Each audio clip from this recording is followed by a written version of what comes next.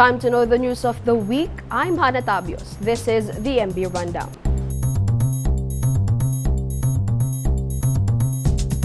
The seized Marcos jewelry worth 704.8 million pesos is now up for sale. This after President Rodrigo Duterte finally gave his official consent to the Presidential Commission on Good Governance, or PCGG, to auction off the 3 jewelry collections of former First Lady and now Ilocos Norte Representative Imelda Marcos.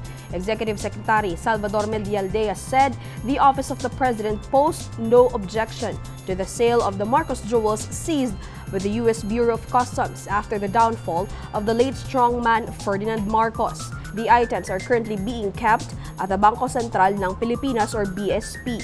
This include diamond-studded tiaras, bracelets, necklaces, and a rare 25-carat pink diamond jewelry estimated to be around $5 million.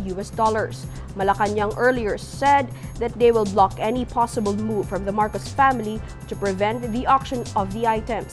Presidential spokesperson Salvador Panelo also said that proceeds of the sale of the ill-gotten wealth must reach the Filipinos, especially those who are in need of government aid.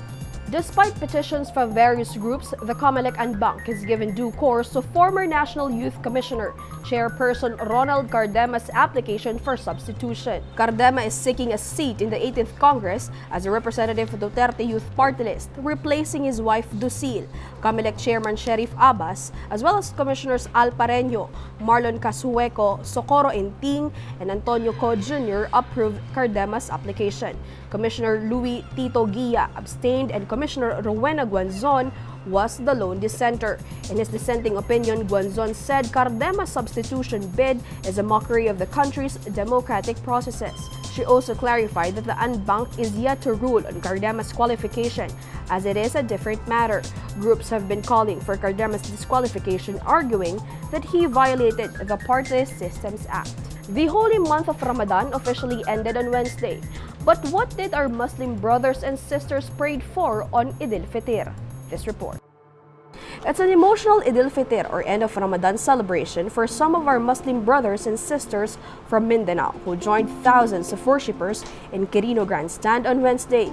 Some prayed for peace and long life, but for others, they want to return to their homes in the heavily devastated Marawi City in Lanao del Sur as soon as possible. Pinagdasal ko na sana po si Duterte na ibigay niya po sa mga kababayan ko na mga Muslim sa Marawi na ibigay niya kanila mga lupa, mga bahay, kahit patirahin lang, yung ibigay mo kanilang karapatan na ibigay sa kanila yung tinitirahan nila, kahit kung hindi man lang magbigay ng para ibigay yung kanilang karapatan, ibalik naman sila sa ground zero. So ang hiningi namin sa gobyerno natin na matapos agad ang Marawi City kasi kailangan ng mga tao na makauwi kami sa mga bahay namin. Kahit hindi matapos yung mga bahay, kaya namin gawain ng mga bahay na sarili. It's been 2 years since the Marawi siege unfolded, but for some residents, nothing has changed. Marawi City remains a ghost town. In fact, in a 2018 report released by the Commission on Audit, the Office of the Civil Defense utilized only 10,000 pesos out of the 36.9 million pesos donation intended for the Marawi siege victims. Residents also said that some internally displaced residents were still crowding the makeshift evacuation centers due to lapses in the government's rehabilitation efforts.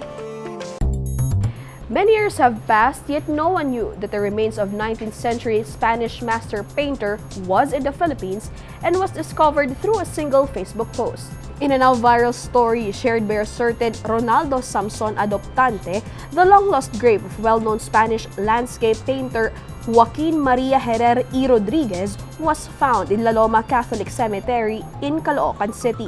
The deputy administrator of the cemetery even said that they were amazed by the discovery. Amazed kami na nakakatuwa na gano'n na through other people nalalaman namin na mayroong mga famous personalities na nalilingit dito sa Laloma. In his Facebook post, Adoptante said the curiosity led his friend to the lonely tomb in one of the areas of the cemetery and to the man's identity whose carved gravestone highlights his European features very well. Adoptante even met Herrera's Hungarian descendants who have long searched for the whereabouts of Herrera since his disappearance in Europe. No one knew that he went to the Philippines and died in the country. Herrera has no Filipino roots, but the Digital Research Center stated he was among the early professors who taught painting at the University of the Philippines School of Fine Arts. Among his students was the country's grand old man of the Philippine art, national artist Fernando Amorsolo. Meanwhile, these are the other top news of the week. The U.S. Citizenship and Immigration Services or USCIS Manila Field Office will permanently stop its operations beginning July 5, after U.S. President Donald Trump's administration earlier planned to reduce its presence abroad. The move is seen to slow down the processing of citizenship petitions, international adoptions, and family visa applications. In a statement, the U.S. Embassy Manila said it will resume the responsibility for certain USCIS services. For more information, please visit the USCIS website at www.uscis. The Philippine government will no longer participate in climate change conferences, according to Foreign Affairs Secretary Teodoro Locsin Jr. Locsin said he will be rejecting all proposals following Duterte's speech in Tokyo last week, claiming that UN climate conferences is a waste of time and money. But Albay 2nd District Representative Joey Salceda said he would appeal the position to the Duterte administration. Salceda became a global champion for disaster risk reduction during his term as the governor of the province. After a viral story of public school teachers in Bacoor, Cavite holding office in comfort rooms turned into faculty rooms, militant teachers group Alliance of Concerned Teachers or ACT claimed they have been confirming reports of the same incident in Manila and Quezon City. This is in contrast with DepEd Secretary Leonor Briones' statement that the prior incident was an isolated case. ACT challenged the Education Department to hold a dialogue but noted that the requests have been ignored since February of this year. Let's take a quick recap of the MB Rundown for today, June 7. Marcos jewels are now up for sale as President Rodrigo Duterte releases official consent to auction off the seized ill-gotten wealth. COMELEC and banc approves former National Youth Chairman Ronald Cardema's application for substitution in the 18th Congress. Displaced Marawi residents prayed for return to their homes on Eid'l Fitr. And long-lost grave of 19th century Spanish master painter found in the Philippines. And that's the MB Rundown. I'm Hannah Tabios.